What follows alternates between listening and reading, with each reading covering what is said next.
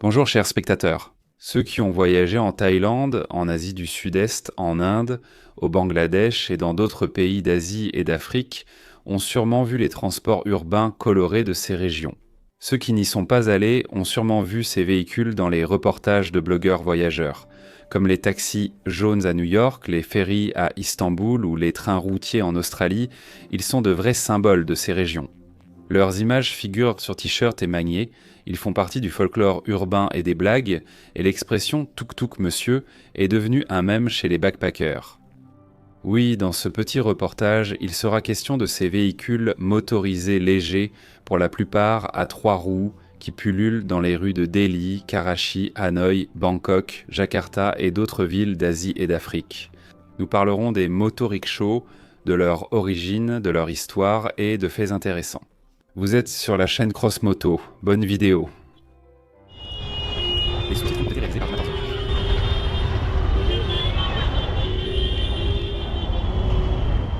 Alors commençons d'abord par clarifier un peu la terminologie. Tous ces tricycles colorés et bruyants portent toute une série de noms, dont certains sont terminologiques. Ainsi, dans le monde anglophone, le terme autorickshaw prédomine, tandis qu'en russe, on utilise surtout motoriksha. Les 20 autres, voire plus, sont des surnoms locaux pour les rickshaws motorisés qui dépendent apparemment de la région, des dialectes et d'autres facteurs. En Thaïlande, on les appelle tuk-tuk, mais ce nom ne vient pas du mot thaïlandais tuk signifiant bon marché.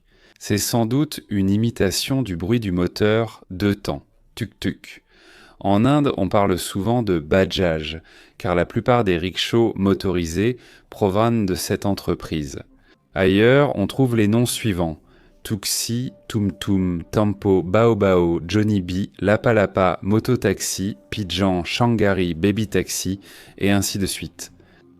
Dans cette vidéo, pour éviter toute confusion, nous utiliserons les termes rickshaw, motorickshaw et le nom d'argot le plus courant, tuk-tuk. Le rickshaw motorisé vient du rickshaw traditionnel.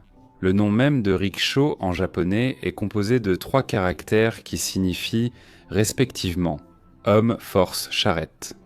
On dirait carrément le nom d'un produit sur AliExpress. Il s'avère donc que le rickshaw est le plus souvent une charrette à 2 roues, tirée par une personne qui tient les brancards.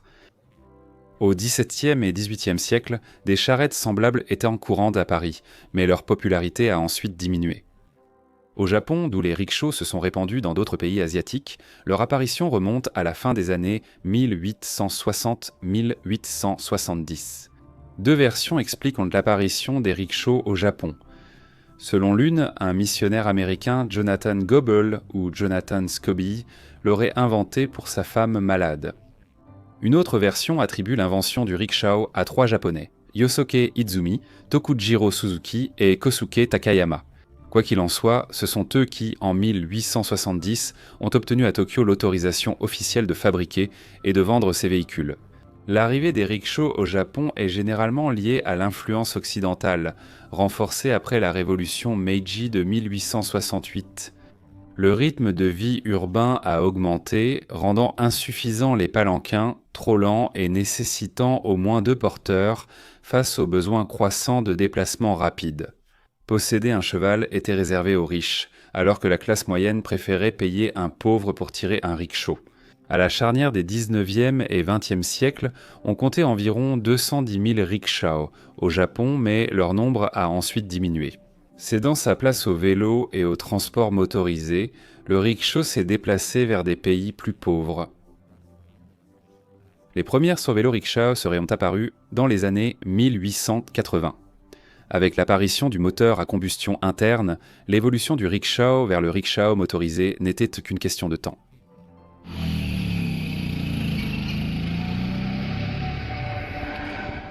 Diverses sources datent différemment l'apparition du premier prototype de rickshaw motorisé. Certaines les font débuter avec les tricycles motorisés apparus au Japon et en Italie dans les années 1930, d'autres les voient, avec réserve, comme descendants des rickshaws motorisés. La construction à 3 roues de Karl Bond, qui a déposé une demande de brevet pour son véhicule en 1886. Les plus érudits peuvent même se rappeler qu'en 1769, Nicolas-Joseph Cugnot, a inventé le premier véhicule automoteur fonctionnant à la vapeur et doté de 3 roues. C'est possible dans une certaine mesure. Le progrès technique résulte d'une suite de petits événements, parfois peu remarquables ou connus. Mais l'invention de Cugnot et Benz, à mon avis, concerne avant tout la création d'un véhicule à moteur en tant que tel. Le développement de la technologie motorisée à la fin du XIXe siècle et au début du XXe a été rapide et spectaculaire. Les catégories de technologie n'en étaient bon qu'à leur début, il n'existait pas encore de concepts éprouvés, et à cette époque, on pouvait observer une multitude de solutions techniques audacieuses. La plupart de ces solutions ont échoué et ont disparu avec le temps. Ainsi, à cette époque, il existait un grand nombre de véhicules à 3 roues. Pour les motorickshaws, il est pertinent de rechercher leur origine dans leurs habitats naturels actuels. En effet, les Indiens ou les Thaïlandais eux-mêmes n'ont pas inventé le moteur à combustion interne, la moto ou le tricycle. Cela a été importé là-bas à un certain moment depuis des pays technologiquement plus avancés. Dans les années 1930, le Japon, qui était alors le pays le plus développé industriellement en Asie, encourageait le développement de véhicules motorisés, y compris des petits camions à 3 roues bon marché basés sur des motos. Il convient de noter qu'un peu plus tôt, au Japon aussi, toute la technologie était importée. Et ce n'est qu'à ce moment-là que les premières pousses de la production locale commençaient à apparaître. Le tricycle utilitaire Mazda GO, lancé le 3 octobre 1931, est vu comme un ancêtre des mototaxis. Pourtant, beaucoup oublient un tricycle similaire, aussi apparu en 1931, le Daihatsu HB. Les premiers tricycles Mazda avaient un moteur, 500 cm3 de 10 chevaux. Avant la Seconde Guerre mondiale, la cylindrée atteint 670 cm3 et la puissance 14 chevaux. Et ne vous laissez pas tromper par la faible puissance apparente. Ces moteurs avaient un bon couple. Et par exemple, la Mazda GO, modèle JA avec un poids à vide de 560 kg, pouvait transporter 500 kg de charge utile. Dans la seconde moitié des années 30, de nombreux tricycles étaient invisibles au Japon, produits par plusieurs entreprises comme Daihatsu, Mazda New Era, Iwasaki, Welby, MC Tsubasa, Mizuma, etc. À cette époque, le ministère japonais des Postes et Télécommunications a envoyé environ 28 000 véhicules à 3 roues d'occasion en Asie du Sud-Est pour renforcer son influence régionale. Ces véhicules sont ensuite devenus populaires dans certains lieux, notamment en Thaïlande, qui a lancé la production locale de tricycles similaires dans les années 60. Un développement similaire des véhicules utilitaires légers a aussi eu lieu en Italie dans les années 1930. Moto Guzzi, Bianchi, Gilera et Benelli fabriquaient divers tricycles pour le transport de marchandises et des missions spéciales dans l'armée et les pompiers. Qu'est-ce que l'Italie et le Japon ont en commun dans le contexte historique de la première moitié des années 40 du siècle dernier? Exactement, ces pays se sont retrouvés parmi les perdants. Le niveau de vie de la population après la guerre était bas, et les moyens de transport les plus demandés pour les 10 à 15 années suivantes sont devenus les vélos et les motos légères. Tout cela parce que la grande majorité n'avait pas les moyens de s'offrir plus. Et comme petit camion bon marché, le tricycle convenait parfaitement. Dès 1946, Mazda a relancé la production de ses modèles d'avant-guerre. Et à la fin des années 50 et dans les années 60, l'industrie japonaise commence à produire des triporteurs déjà plus confortables. Daihatsu Midget, Mazda K3 160 T2000 Hope Star SM. Sur ces camions K, un toit est apparu au-dessus de la tête, un pare-brise et un peu plus tard, une cabine complète protégeant des intempéries. En Italie, des processus similaires ont suivi la guerre. Dans la seconde moitié des années 40, l'ingénieur aéronautique Carodino Doscagno conçoit des scooters pour Piaggio. En 1946, il imagine un petit camion utilitaire à 3 roues, léger et simple, approuvé par la direction. Le véhicule reçoit le nom de Piaggio Ape, Ape signifiant abeille en italien. À l'origine, le tricycle était vendu sous le nom de Vespa K, ou 3 Vespa. Initialement, les 50 à 150 cm3, puis un 175 cm3 est apparu. En 1964, le modèle APED a reçu une cabine. Le Piaggio APE est encore fabriqué aujourd'hui par Piaggio India en Inde sous le nom d'APE4. On les trouve le plus souvent sous la forme de motorickshaw. Un nombre relativement restreint de APE était produit en Italie jusqu'en octobre 2013 lorsque Piaggio a annoncé que la production italienne de l'APE serait arrêtée et que l'assemblage serait entièrement concentré en Inde. Le groupe Piaggio et le scooter Vespa avaient un concurrent de toujours, la marque Lambretta, qui a sans aucun doute suivi l'exemple du Piaggio APE. En 1949, ils ont présenté au public leur premier tricycle utilitaire, le Lambra FB. La littérature d'entreprise de l'époque mentionne le modèle A, conçu plus tôt et sûrement resté au stade de prototype. D'ailleurs, la lettre F dans le nom signifiait fourgon, la deuxième lettre indiquait la génération. Le petit camion a été nommé Lambra d'après la rivière près de l'usine. L'évolution de Lambra a suivi un schéma proche de l'APE. En 1957, le modèle Lambra FD à cabine a été lancé. La production des petits camions. Lambretta à 3 roues a duré jusqu'en 1971. Au début de la production fin des années 40, ces petits camions étaient loin très prisés des Italiens, mais leur marché avait radicalement changé au début des années 60. Désormais, les principaux acheteurs étaient dans les pays asiatiques, où ils étaient en train massivement exportés dans les années 60. Certains de ces tricycles sont encore utilisés aujourd'hui. Saviez-vous qu'il y avait très peu de mototaxis en Union des républiques socialistes soviétiques ? En 1957, le scooter Viatka VP, 150 copies du Vespa 150, Grand Sport de 1955, est entré en production. 2 ans plus tard, en octobre-novembre 1959, des petits camions à 3 roues ont été présentés à l'exposition de Moscou, dans les versions fourgon, benne et plateau. Ces petits camions ressemblent beaucoup au Piaggio APE, mais il y avait aussi une 4e version, le mototaxi VP 150T, dont la configuration rappelait le premier Lambro. Ce rickshaw motorisé a été spécialement fabriqué pour le VDNKH afin de transporter les visiteurs lors des excursions à l'exposition. Et environ 50 exemplaires de ces mototaxis ont été produits.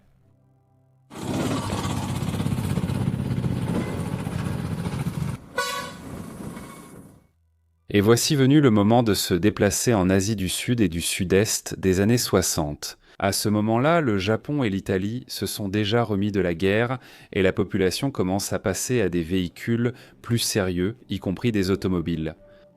Mais le Sud et le Sud-Est de l'Asie restaient non tout aussi pauvres. Les pays de cette région se sont libérés du joug colonial seulement dans les années 60, et là-bas la motorisation a commencé selon le même schéma. Des motos légères et des scooters, ainsi que des petits camions à 3 roues. Et ces marchés sont activement conquis par les entreprises japonaises et certaines entreprises européennes.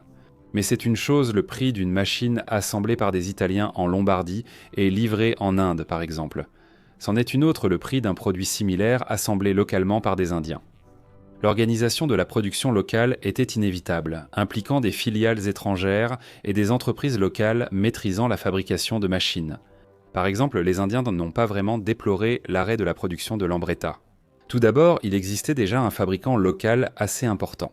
En 1945, la société Bajaj, alors nommée Bajaj Trading Corporation Private Limited, importait et vendait des 2 et 3 collections. Et en 1959, elle a obtenu une licence du gouvernement indien pour la production de véhicules à 2 et 3 roues, ainsi qu'une licence de Piaggio pour la fabrication de scooters Vespa en Inde. Bajaj est ensuite devenu le principal fabricant de rickshaws motorisés en Inde, au point que sa marque est devenue un nom commun, comme Xerox. Deuxièmement, en 1972, la société Scooters India Limited a été fondée et la production de scooters y a commencé. Quelques années plus tard, Scooters India a maîtrisé la production de tricycles Vikram Lambra sous licence. Les Vikram sont devenus si populaires qu'en 1997, la direction a déclaré « De disvuti ». Au diable les scooters à 2 roues, nous focalisons nos efforts sur les motorickshaws. Piaggio India a été créé en 1999. Avec le temps, les motorickshaws ont évolué. Par exemple, sur certains modèles modernes, le moteur a été déplacé de sous la selle du conducteur à l'arrière, sous la banquette des passagers. En plus des moteurs à essence, des moteurs diesel sont également utilisés et certaines motorickshaws, selon la région, sont modifiées pour fonctionner au gaz naturel liquéfié. Il est difficile de croire aux normes écologiques en Inde. Pourtant, elles existent et les motorickshaws ont réduit leurs émissions. On utilise désormais surtout des moteurs 4 temps au lieu des 2 temps des années 60. Au cours des 15 dernières années, une tendance à l'électrification des tuk-tuk s'est dessinée. Mais au final, nous savons bien qu'au total, ce n'est pas du tout plus écologique. Mais localement, dans les rues d'une ville donnée, grâce à cette solution, il y a moins de gaz d'échappement dans l'air et moins de bruit. Ainsi, déjà en 2013, on comptait environ 100 000 e-rickshaws en Inde. Aujourd'hui, il y en a 10 fois plus. Comme beaucoup de motards, la plupart des conducteurs de rickshaws sont conservateurs. Par exemple, la société TVS, nouvel acteur sur le marché des motorickshaws, a intégré plusieurs innovations dans son modèle TVS King, notamment un nouveau levier de marche arrière. Cependant, ces nouveautés ont d'abord été mal accueillies par les conducteurs indiens. L'entreprise a dû viser des marchés extérieurs où les autorickshaws étaient encore nouveaux, l'Afrique, l'Amérique du Sud et le Moyen-Orient. Les rickshaws ont gagné une immense popularité grâce à leur faible coût, leur bonne mobilité et leur capacité à se faufiler dans les rues encombrées des grandes villes. Un autre facteur ayant favorisé la diffusion des motorickshaws est le climat de la région. Il y fait chaud toute l'année et le toit du tricycle protège conducteurs et passagers de la pluie ou du soleil. Les tuk-tuks sont issus de l'évolution des transports, porteurs à pied, rickshaws à vélo puis motorickshaws, les rickshaws à pied.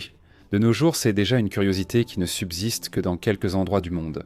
Dans les villes malgaches et à Calcutta, en Inde, les rickshaws à vélo servent surtout de transport public et non de loisirs touristiques. Mais très probablement, dans une vingtaine d'années, ils deviendront aussi une rareté. Le Bangladesh est aujourd'hui la capitale mondiale des rickshaws à vélo, avec 400 000 vélos-pousses enregistrés. En Birmanie, les rickshaws à vélo sont populaires à Yangon, où les motos sont interdites et les taxis automobiles restent chers. Les rickshaws à vélo en Birmanie sont appelés Saika, avec une longue intonation birmane sur le K. Ce mot vient de l'anglais colonial sidecar, ce qui caractérise la construction du rickshaw à vélo, à savoir la position latérale de la nacelle passager. Les mototaxis philippins ont connu une évolution semblable. Après la guerre, de nombreuses motos japonaises, avec sidecar Kuragan et Rikua, restèrent aux Philippines.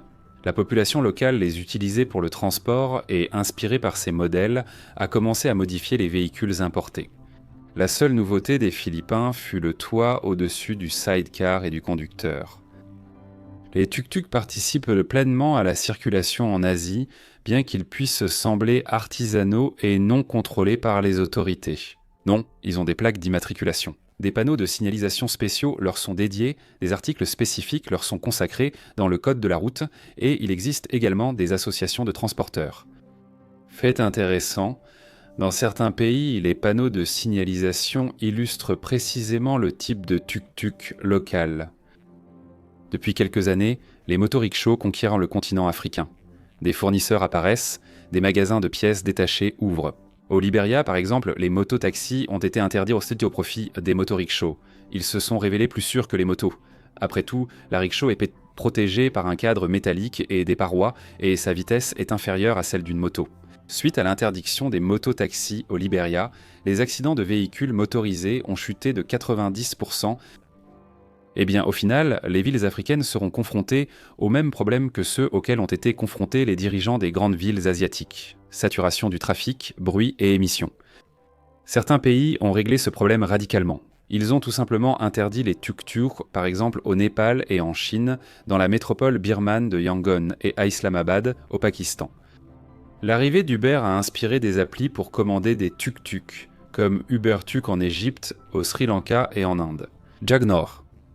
Et les rickshaws motorisés à 3 roues représentent une concurrence sérieuse pour les taxis automobiles traditionnels en raison de leur faible coût de transport. En plus du fait que la fonction principale des rickshaws motorisés est assez routinière, à savoir le transport de personnes et de marchandises, il y a aussi de la place pour des compétitions avec ces véhicules. En Inde, depuis 2006, il existe un événement appelé le Rickshaw Run. Chaque année, les itinéraires évoluent et le nombre d'équipes augmente. En 2006, l'itinéraire allait de la ville de Kochi, dans l'état du Kerala au sud, jusqu'à Darjeeling, au Bengale occidental. Lors de cette course, 34 équipes ont participé et 31 ont atteint la ligne d'arrivée.